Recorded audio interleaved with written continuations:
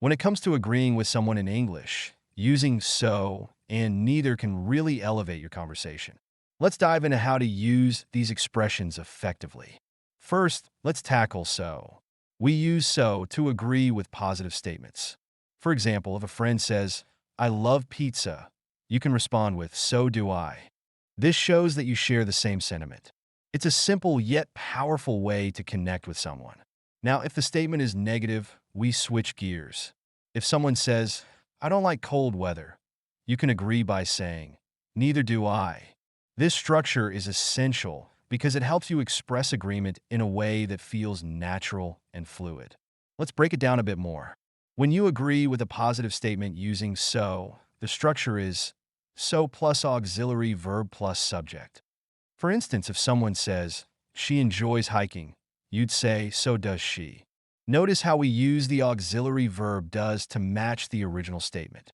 On the flip side, with negative statements, the structure is neither plus auxiliary verb plus subject. If someone says they don't watch horror movies, you'd respond, neither do they. This keeps the conversation balanced and shows that you're on the same page. It's also worth noting that so can be used in more complex sentences. For instance, if someone says, I'm excited about the concert, you could say, so am I, especially since it's my favorite band. This adds a personal touch and makes the conversation more engaging.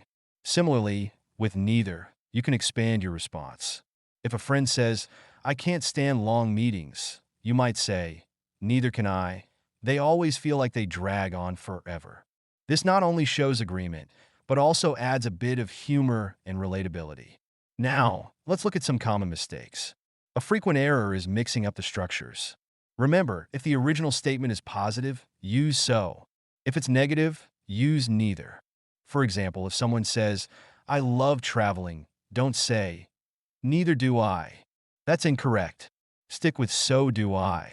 Another mistake is forgetting to match the auxiliary verb.